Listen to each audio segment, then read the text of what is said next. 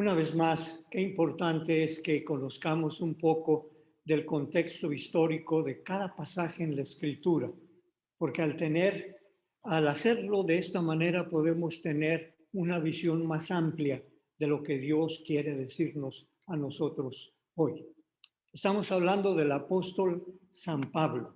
Usted y yo sabemos que fue uno de los grandes misioneros que estableció la iglesia de Jesucristo en el mundo antiguo. Estamos hablando de una persona entrada en años que estaba en la prisión. Estamos hablando de alguien que estaba enfermo y en prisión. Sin embargo, al escuchar lo que él escribió desde la prisión, que fueron diferentes cartas, podemos ver a una persona que, aunque el ser exterior de él se estaba deteriorando, como él mismo lo dice, su ser interior se estaba renovando. Y escuchamos la voz no solamente de alguien que estaba perfectamente lúcido, pero también fortalecido en la fe. De manera que las cosas que le pasaban las ponía por un lado para seguir con el ministerio que Dios le había dado. Usted y yo sabemos que San Pablo dedicó más de 20 años de su vida para la predicación del Evangelio y que hizo viajes misioneros y que entre estos viajes misioneros, pues no solamente en Grecia, pero también en parte de Asia y aún en Roma, en todo lo que era el mundo alrededor del mar Mediterráneo. Él no solo tuvo oportunidad de estar en presencia con esas gentes y convivir con las culturas de las gentes, pero más importante aún, ya después de haberlos visitado, dedicó parte de su tiempo al final de sus días para escribir. ¿Y qué escribió? Lo que Dios le reveló. Y eso que Dios le reveló es lo que nosotros hoy, 2000 y tantos años después, tenemos como fundamento de nuestra fe. ¡Qué bendición! Lo que Pablo escribió no es un libro más de historia. Lo que San Pablo escribió no son consejos prácticos para la vida de esa iglesia solamente. Es palabra de Dios que llega a través de él como un instrumento que estuvo allí para presentar, pues, y compartir el mensaje. La iglesia de Éfeso.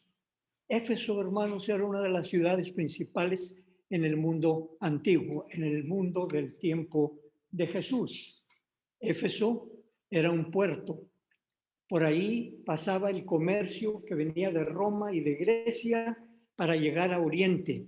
Éfeso quedaba en el camino y todo lo que significaba intercambio comercial cruzaba por esta gran ciudad. Éfeso era conocida entre los paganos en el mundo antiguo porque ahí se adoraba a la gran diosa de los efesios.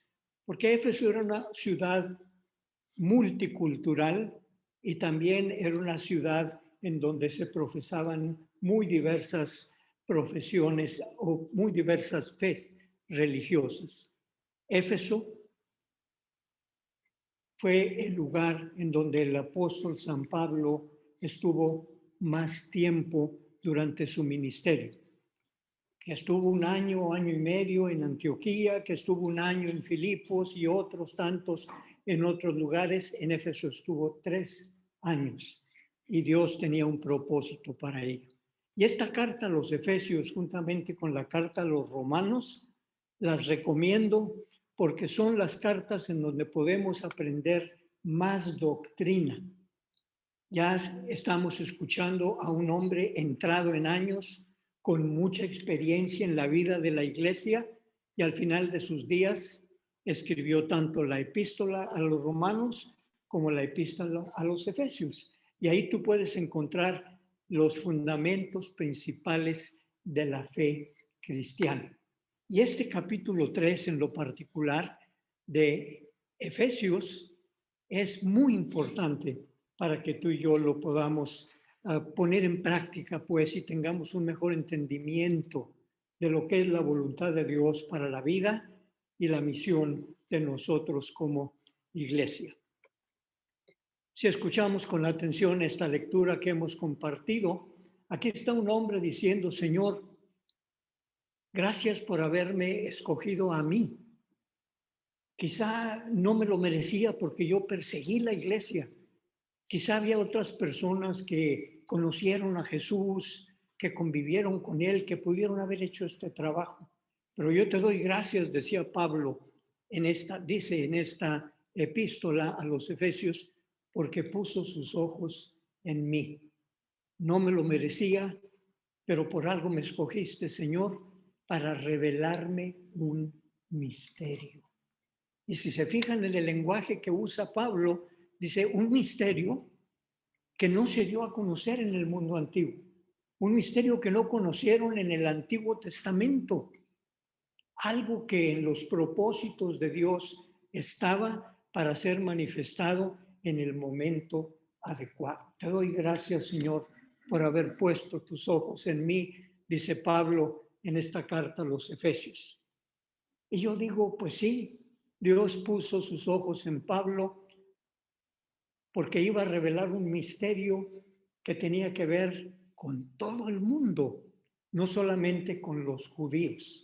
Y escogió a la persona idónea, como hasta hoy sigue escogiendo a aquellas personas de acuerdo a los ministerios que Dios quiere que hagamos. ¿Por qué escogió Dios a San Pablo? Porque en el mundo antiguo convergían muchas culturas con muy diversos idiomas. ¿Por qué escogió a Pablo? Porque Pablo era multicultural, porque Pablo hablaba varios idiomas, porque Pablo conocía desde el fondo a esas culturas. Acuérdense que Pablo fue judío de nacimiento, pero ciudadano romano por nacionalidad. Además, Pablo fue educado en la cultura griega. Y al decir todas estas cosas, estoy diciendo que Dios tenía una misión en ese momento que cumplir, y cuando Dios pone sus ojos en una persona, más allá de cualquier factor humano, sea hombre o sea mujer, de acuerdo al propósito de Dios, Dios te puede escoger a ti también como Pablo, viviendo en frontera, en donde se hablan varios idiomas, en donde convergen varias culturas. Dios nos puede usar por igual como lo hizo con San Pablo. Sí. ¿Por qué es que Dios reveló esto que Pablo le llama un misterio?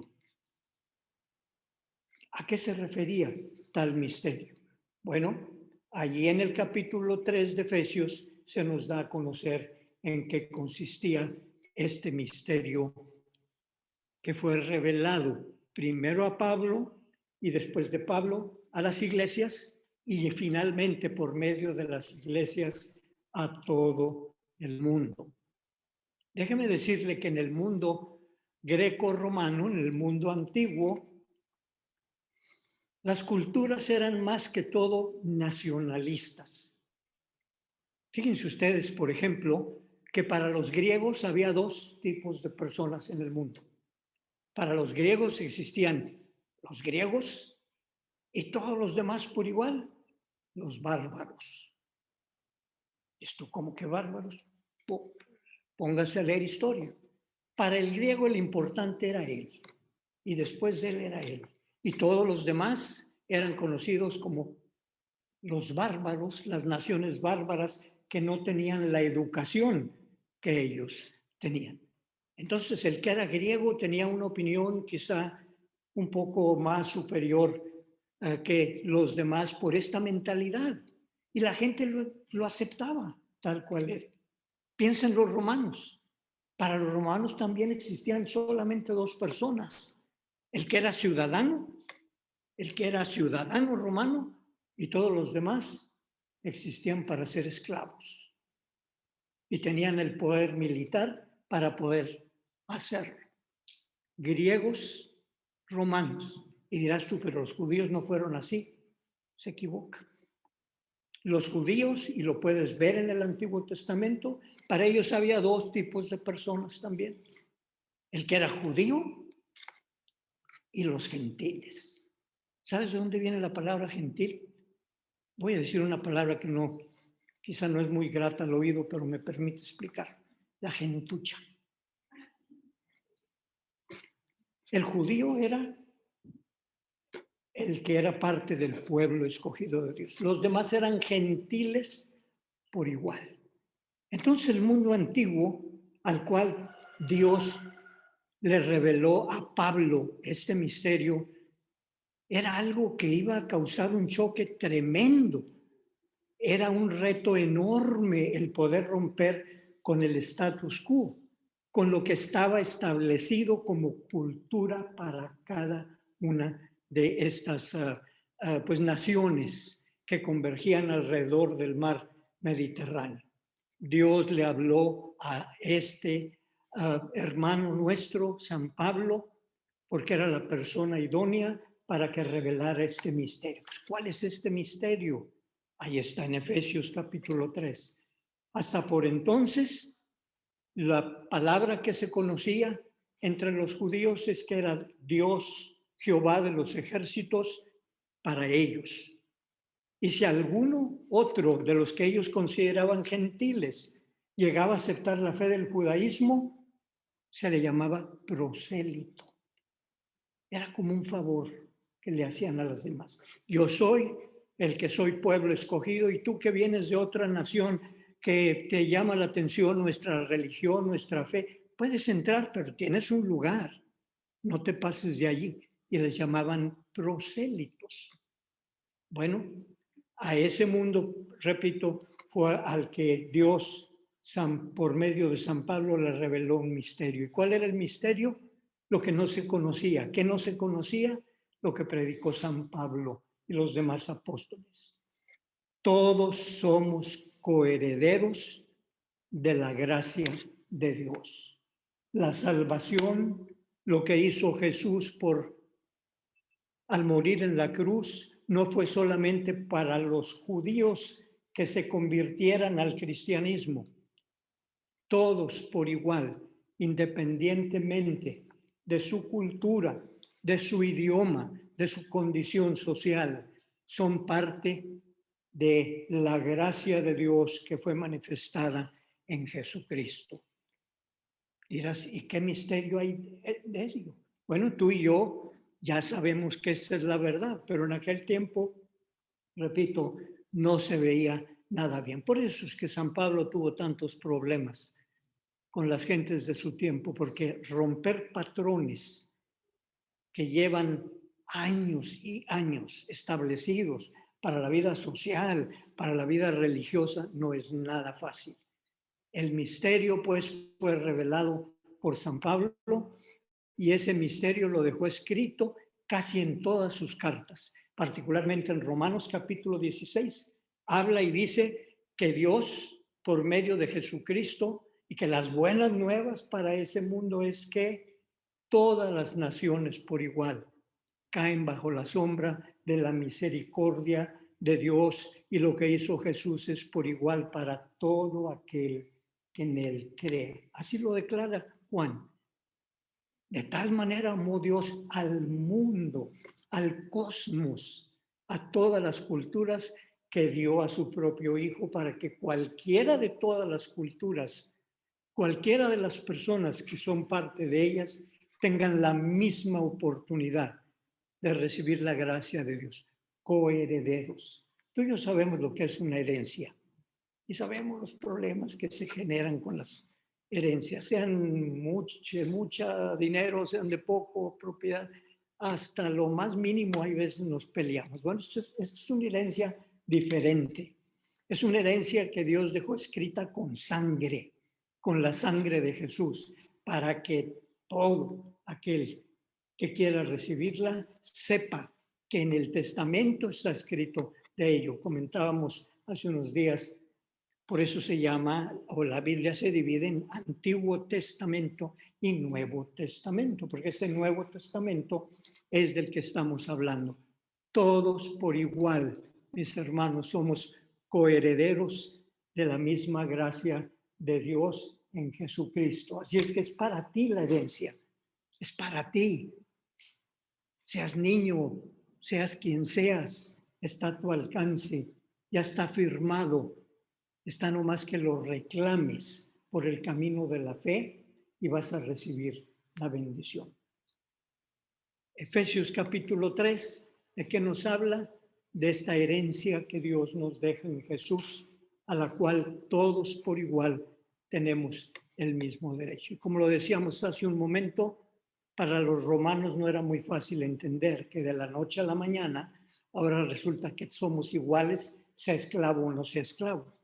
Para el griego fue muy difícil entenderlo porque de la noche a la mañana, creyendo ellos que su idioma, que era el universal, el griego, la sabiduría estaba en ellos, que ahora mi hermano es el ignorante también y somos parte de lo mismo. Y los judíos por igual. Les fue muy difícil, pero esto era la voluntad de Dios y en el momento adecuado se reveló de esta manera y lo hizo a través del apóstol San Pablo. San Pablo pues predicó la gracia de Dios para todos por igual y a eso dedicó su vida.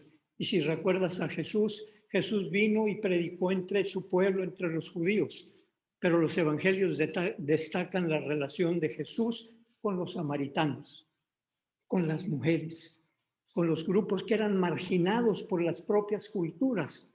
A ellos fue a los que les entregó esta gracia.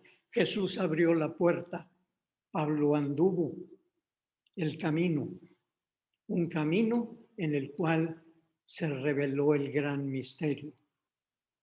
Todos somos coherederos de la gracia de Dios. Pero esta bendición que hemos recibido y que tú y yo hoy disfrutamos conlleva una responsabilidad que incluye por igual a todos los que somos miembros de la iglesia. Y si tú no estás cumpliendo con dicha responsabilidad, con el respeto que me mereces, te estás quedando corto. ¿Cuál es la responsabilidad? De que este misterio revelado del amor de Dios por igual a todo el mundo, que este misterio sea compartido por medio de la iglesia. Así lo dice Efesios capítulo 3, para que la multiforme gracia y sabiduría de Dios sea dada a conocer por medio de la iglesia. ¿Quién es la iglesia? La iglesia eres tú, la iglesia soy yo, la iglesia somos nosotros, la iglesia es la comunidad de creyentes en todo el mundo, más allá de su cultura o cualquier otro factor humano que hace diferencia entre las naciones. Este misterio, este amor revelado por Dios en Jesucristo es por igual para aquel que lo quiera aceptar, pero es responsabilidad de la iglesia. La iglesia no es el edificio, la iglesia somos las gentes, la iglesia somos los creyentes. Por eso es que en el credo apostólico recitamos nosotros y decimos, creo en la Santa Iglesia universal. Y tú y yo sabemos que la palabra universal viene del latín, del cual la palabra que lleva más al origen pues de nuestro pensamiento es Iglesia Católica. Y lo digo con convicción, somos parte de la Iglesia Católica porque significa universal. No estoy diciendo, con respeto lo digo, católica romana, estoy diciendo católica en el sentido de que la herencia, según la palabra de Dios, es por igual para todos, pero la responsabilidad de dar a conocer ese amor de Dios a ti y a cualquier otra persona es tuya, mi hermano. Es de la iglesia a través de sus ministerios. Por eso es que ser iglesia no significa congrégate el domingo y ven y canta y pídele a Dios y otra vez lo mismo durante toda la semana. No, el trabajo de la iglesia es hacer saber la multiforme sabiduría de Dios. Reina Valera, que es la versión que nosotros usamos aquí en la iglesia, Reina Valera traduce esto como multiforme sabiduría, pero la palabra griega del Nuevo Testamento es la multicolor sabiduría de Dios. Qué bonito pensar que la sabiduría de Dios es multicolor. Aplíquelo usted si lo quiere hacer en términos de género, de color, de cualquier circunstancia, al decir la palabra, la multiforme sabiduría, está diciendo que Dios abarca por igual a todas las personas y número dos, a todas las condiciones humanas. Nosotros hacemos diferencias, Dios no. Dios crió a todos por igual, independientemente de factores que nos puedan dividir, y lo dice, que esa sabiduría que es multicolor sea dada a conocer por medio de la iglesia. Si somos una iglesia que predicamos un evangelio que lleva una tendencia y nada más favorece a ciertos sectores sociales, nos estamos quedando cortos. La sabiduría de Dios es multicolor para ser compartida por igual con todas las gentes en cualquier necesidad que dichas gentes puedan tener. ¡Qué bendición! Pablo quería estar seguro que esta iglesia de Éfeso lo entendiera bien, porque ahí había griegos, había romanos, había asiáticos, había judíos, ahí había gentes de muy diversa procedencia cultural. Y hay veces tenían roces entre ellos en la iglesia. Y Pablo les dice, no, por igual todos somos coherederos de la gracia y por igual todos somos responsables de compartir el amor de Dios en el medio en donde cada uno de nosotros pues desarrollamos nuestra vida cotidiana. Y un tercer punto que quiero destacar es que parte de este capítulo 3 de la carta de Pablo a los Efesios, y es un consejo para nosotros también, es la importancia que Pablo le da a la oración, pero una oración con un propósito definido, con una oración que sea más universal, que sea más hacia el exterior que al interior. Usamos de la oración como un instrumento de la gracia de Dios para comunicarme yo con Dios, o Dios que se comunique conmigo. Y siempre estamos haciendo oraciones que de alguna manera muestran pues lo personal. Señor, te pido por, y ahí va mi familia, ahí va la salud, ahí va mi trabajo, ahí van las cosas en las que yo me muevo. Y la oración, en vez de ser cristocéntrica, se hace una oración egocéntrica. Y aquí San Pablo en el capítulo 3 de Efesios dice, hermanos, pónganse a orar en forma diferente. Pónganse a orar saliéndose de ustedes mismos. Y si quieren pedir algo para ustedes, déjenlo al final. Por favor, primero oren por lo exterior. Oren por aquellas personas y ese mundo en donde usted se mueve. Y luego pida por usted. Y yo encuentro en Efesios capítulo 3 un ejemplo excelente de oración que se sale de uno mismo. Pablo se sale de él para pensar en los demás. Una oración con propósito. ¿Y cómo es que lo expresa Pablo en Efesios 3? Les dice, hermanos, de todo corazón, les ruego que doblen sus rodillas. ¿De qué está hablando? De orar. El judío, la posición ordinaria del judío para orar era de pie, que también se hincaban y tocaban el suelo es cuando necesitaban mucha gracia de Dios, pero la oración, sobre todo la del culto, era manos levantadas, ojos hacia arriba. Sin embargo, también oraban en esta otra forma. Les ruego que doblen sus rodillas. Doblar las rodillas, mis hermanos, es más que arrodillarse, que hincarse. Doblar las rodillas quiere decir rogarle a Dios. Quiere decir postrarse ante Dios. Cuando Pablo le dice a los efesios, les pido que se doblen de rodillas al hacer oración, está diciendo no una forma de orar, de pie o de rodillas. Está diciendo una actitud al orar.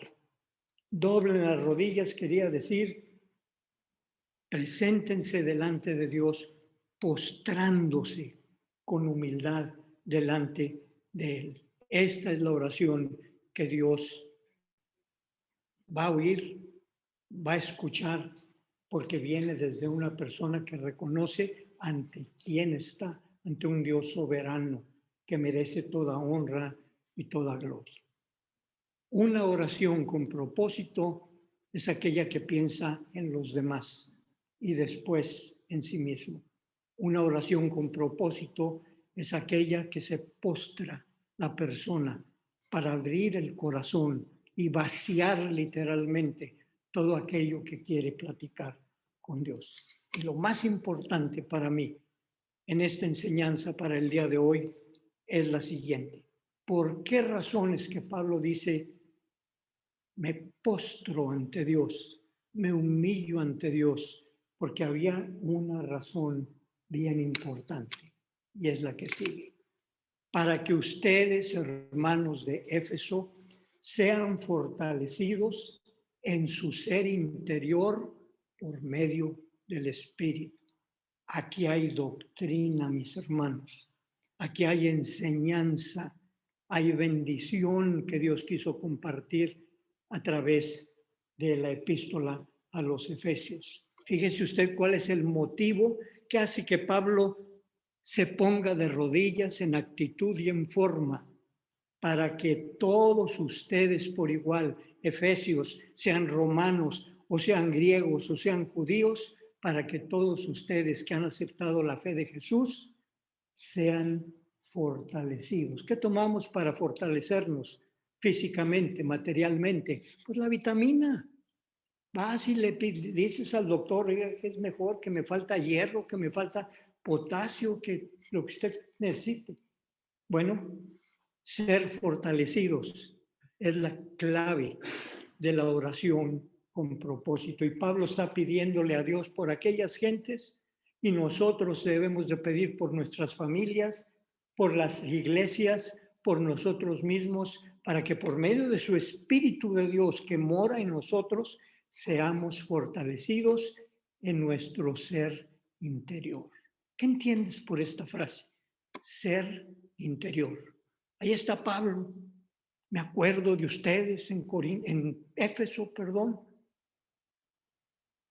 Me postro para que Dios los fortalezca en su ser interior. Hay un autor que yo sigo y lo recomiendo, porque es de los mejores teólogos del siglo XX, William Barclay. Es una de las personas que analizan la Biblia, que nos llevan en el contexto histórico, gramatical, al origen. Sus libros son de vital importancia para mí. Han sido en mi ministerio de predicación, son mi fuente después de la Biblia para predicar. Los recomiendo, están en inglés, están en español. Te puede ser de grande bendición. ¿Cómo interpreta Barclay este pensamiento de Pablo? Pablo está diciendo, te pido, Señor, que a estos mis hermanos sean fortalecidos en su ser interior por el Espíritu. Para Barclay, y comparto la opinión, con toda humildad lo digo, el ser interior tuyo se refiere a tres cosas que todos por igual tenemos.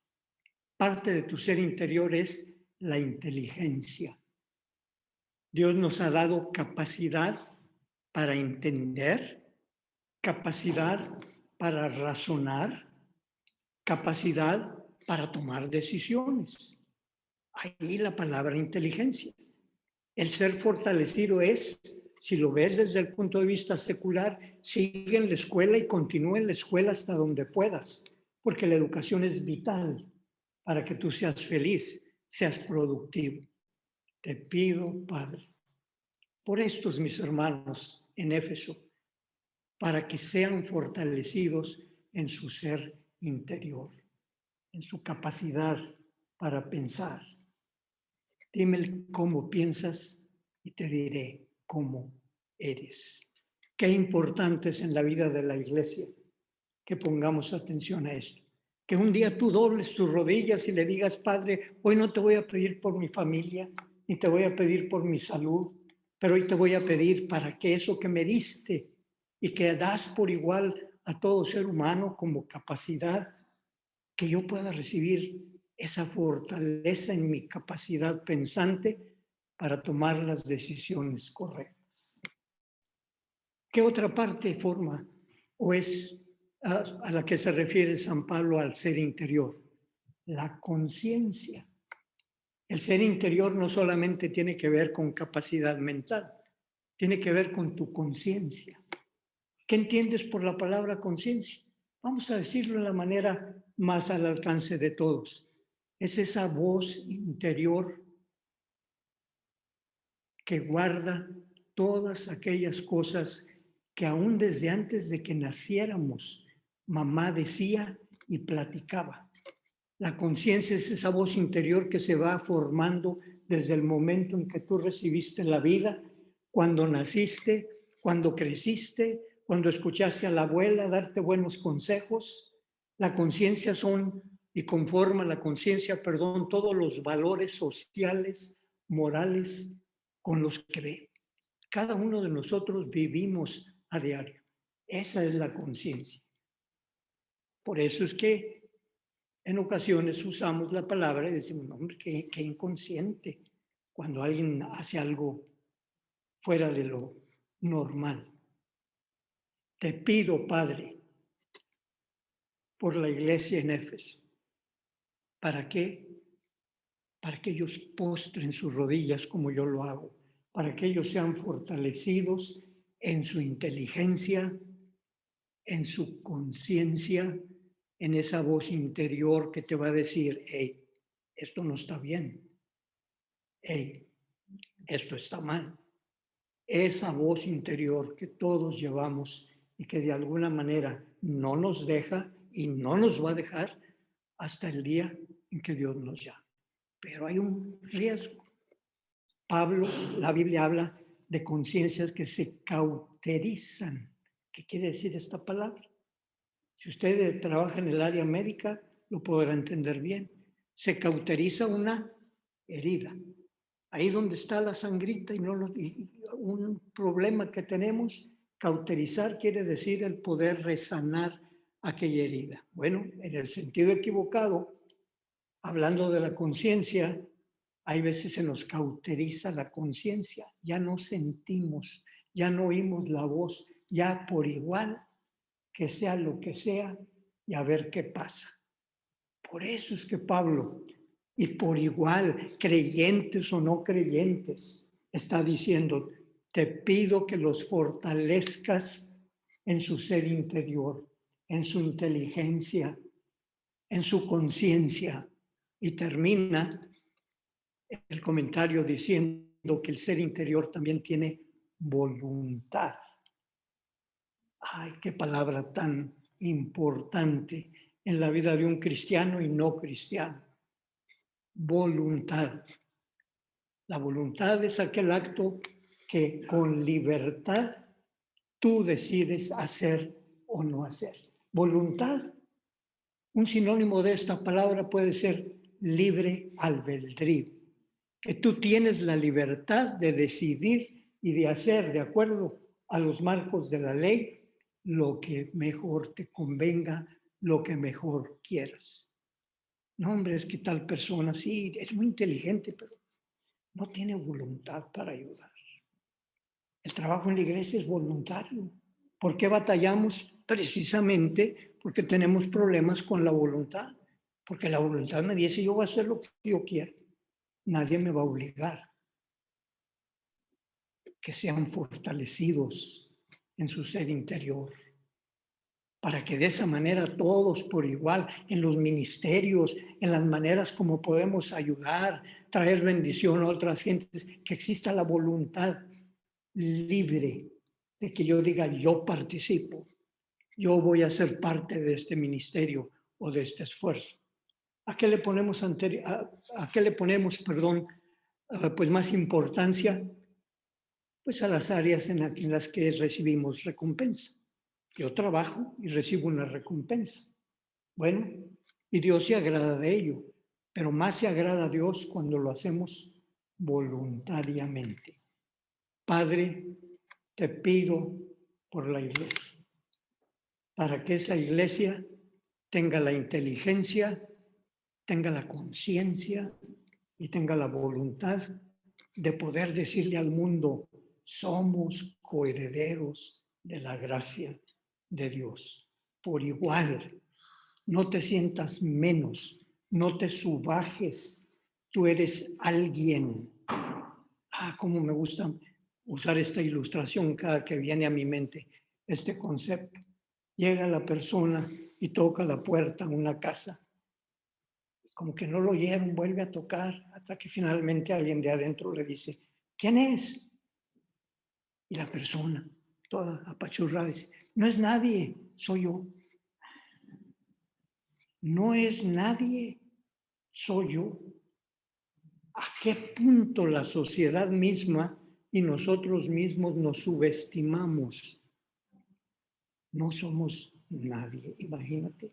En Cristo tú eres alguien y Cristo te bendijo con inteligencia, con conciencia y con voluntad para que tú puedas al mismo tiempo prestar un servicio.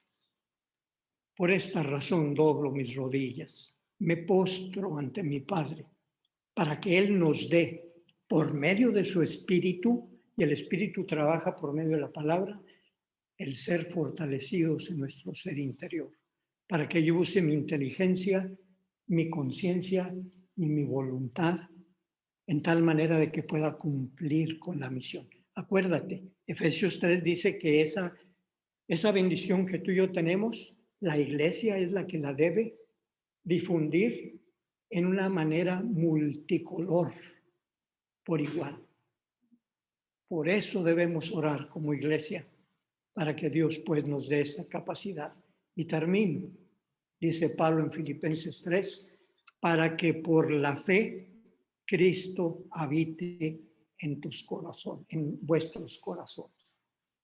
Por igual, para que por la fe, ¿qué quiere decir? Para que yo creyendo en que la herencia es para todos, para que yo creyendo que Dios me está dando la misión como iglesia de compartirlo, para que yo creyendo que mi inteligencia es importante como mi conciencia, como mi voluntad, para que yo haciendo todo esto pueda tener una habitación limpia en el corazón, de tal manera de que Cristo habite dentro de mí.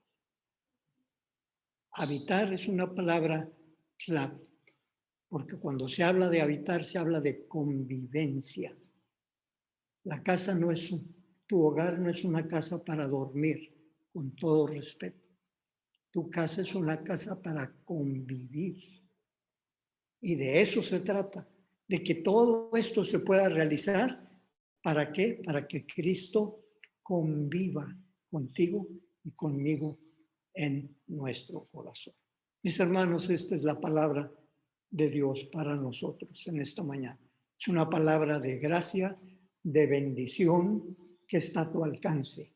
Hay que aprender a leer la Biblia con conocimiento de causa, porque de esa manera podemos escuchar a Dios y no al predicador. El propósito principal de un predicador debe ser ese. Entre menos escuchen al hombre y más pronto la gente empiece a escuchar a Dios, ahí es donde Dios va a manifestar su bendición. Que la gracia de Dios sea con cada uno, hoy y siempre. Amén.